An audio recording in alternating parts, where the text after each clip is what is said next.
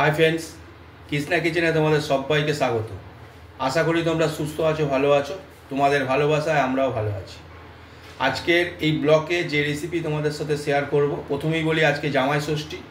সকল ভাই বোনেদের জানাই, সকল জামাইদের জানাই আন্তরিক অভিনন্দন। আজকের এই জামাই ষষ্ঠীতে আমরা যে রেসিপিটা তোমাদের সাথে শেয়ার করছি, থাম্বনেল দেখে তোমরা নিশ্চয়ই বুঝে গেছো, মটন কষা, জামাই ষষ্ঠীর স্পেশাল মটন কষা। তো এই রেসিপিটা তোমাদের সাথে শেয়ার করব, আলু ছাড়া মটন কষা। আমরা এর আগে মটন কষার রেসিপি আলু দিয়ে ঝোল বিভিন্ন রকম রেসিপি তোমাদের সাথে শেয়ার করেছি।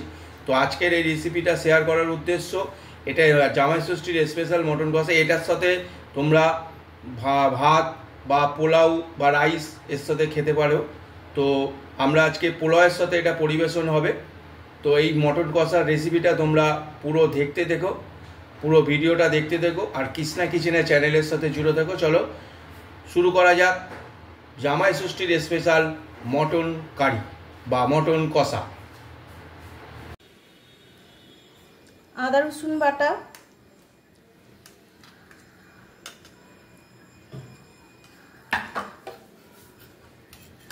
টক দই,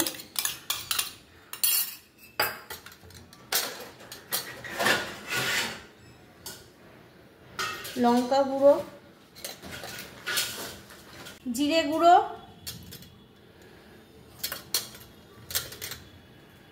হলুদ গুঁড়ো,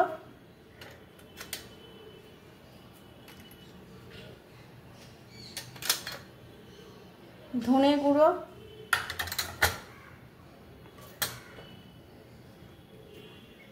সরষের তেল,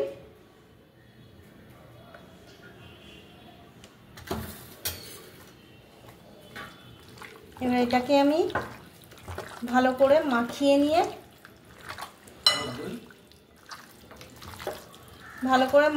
নিয়ে 2 থেকে 3 ঘন্টা এটাকে আমি রেখে দেবো।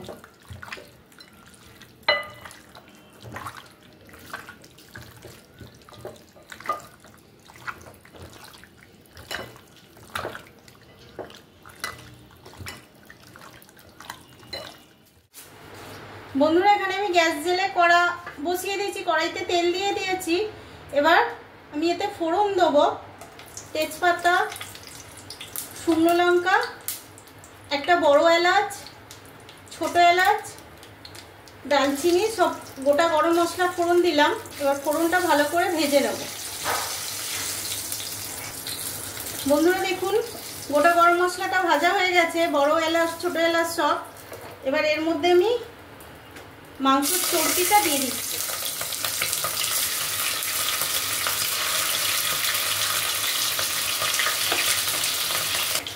দেখুন বন্ধুরা, চর্বিটা একটু ভেজে নিয়েছি। এর মধ্যে এবার পেঁয়াজটা দিয়ে দিচ্ছি।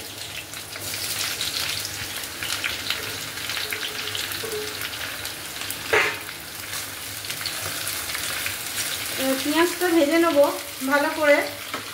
নুনটাও দিয়ে দেবো ওর মধ্যে, পরিমাণ মতো নুনটা দিয়ে দেবো।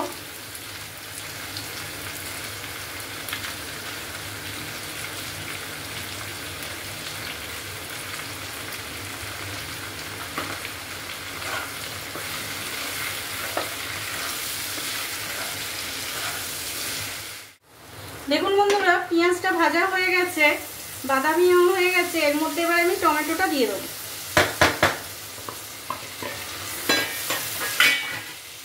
একটা টমেটোকে আমি কুচি করে রেখেছিলাম, সেটা দিয়ে দিলাম। এবার টমেটোটা একটু ভাজা হোক।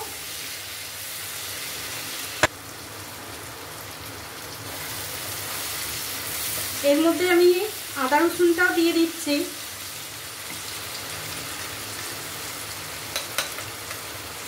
তখন আমি 1 চামচ মতো আদা রসুন বাটা দিয়েছিলাম, যেহেতু 1 কেজি মাংস আছে, আর 1 চামচ আদা রসুন বাটা দিলাম।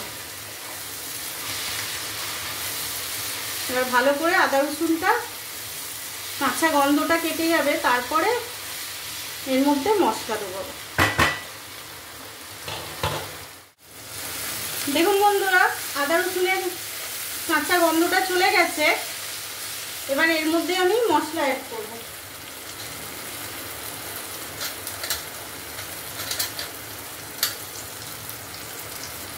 আমরা এটা পোলাওর সাথে খাওয়া হবে, ওই জন্য একটু ঝাল ঝাল করছি, একটু লঙ্কা গুঁড়োটা একটু বেশি দিচ্ছি যেহেতু পোলাওটা মিষ্টি। আর এটা কাশ্মীরি লঙ্কা গুঁড়ো আর একটু হলুদ গুঁড়ো। জিরে গুঁড়ো ধনে গুঁড়ো আমি মাখানোর সময় দিয়েছি, এখন আর দিলাম না।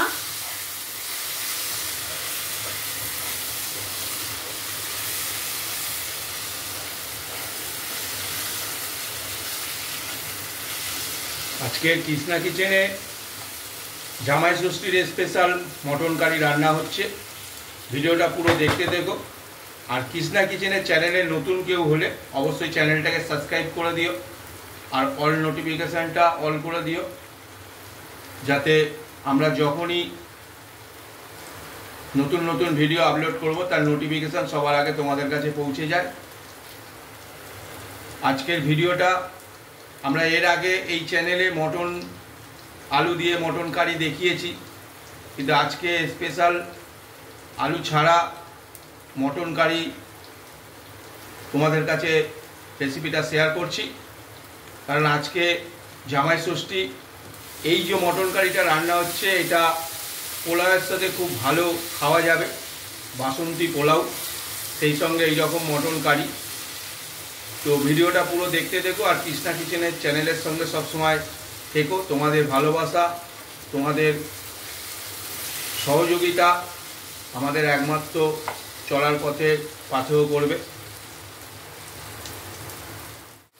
দেখুন বন্ধুরা, মশলাটা পুরো ভাজা হয়ে গেছে, কষানো হয়ে গেছে, পুরো তেল ছেড়ে দিয়েছে। এর মধ্যে এবার আমি মাংসটা তুলে দেবো। মাংসটা পুরো আমার 4 ঘন্টা ধরে মাখানো ছিল।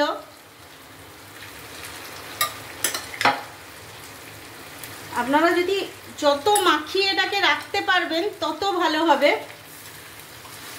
হাতে যত সময় ধরে মাখিয়ে রাখতে পারবেন তত ভালো হবে এটা।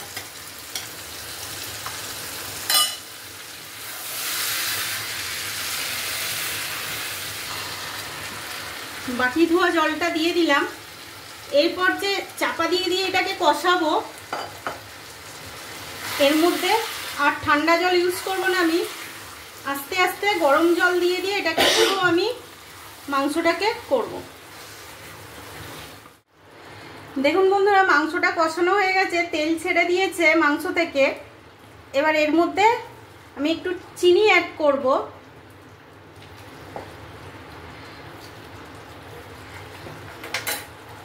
এর মধ্যে একটু চিনি দিলাম। এটাকে আমি আবার এটাকে রান্না করব। এখনো এর মধ্যে টক দই দিচ্ছি, আবার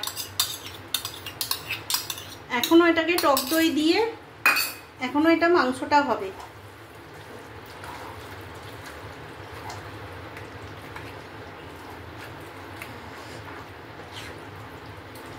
টক দইটা ফেটিয়ে নিয়েছিলাম, ফেটিয়ে ওর মধ্যে একটুখানি নুন দিয়ে দিয়েছিলাম যাতে না টক দইটা কেটে যায়।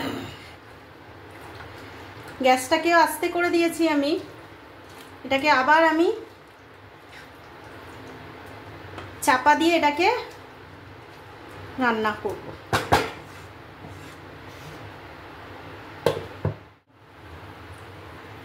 দেখুন বন্ধুরা, মাংসটা এতক্ষণ ধরে আমি রান্না করলাম। আবার এর মধ্যে একটু গরম জল দেবো, একটুখানি গরম জল দিয়ে এখনো আমি এটাকে 10 মিনিট হতে দেবো।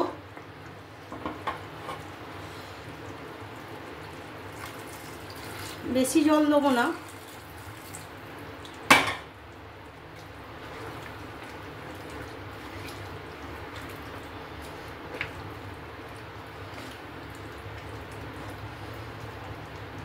আবার এটা চাপা দিয়ে এটাকে আমি 10 মিনিট হতে দেবো।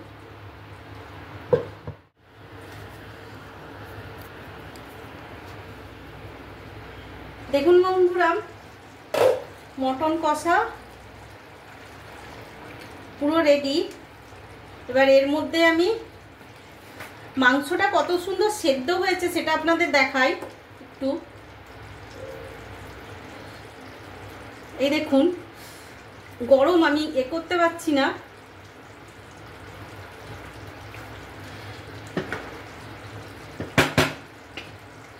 এর মধ্যে আমি একটু জায়ফল নিয়েছি, জায়ফলটা গ্রেট করে এর মধ্যে দিয়ে দেবো।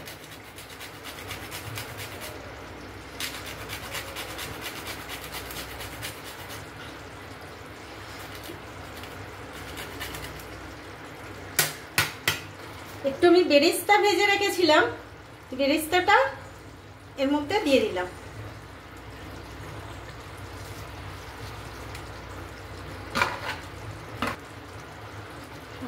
অল্প একটু ঘি দিলাম। এবার গ্যাসটাকে অফ করে দিয়ে আমি এটাকে 5 মিনিট চাপা দিয়ে রেস্টে রেখে দেবো। তারপরে এটাকে আমি পরিবেশন করব।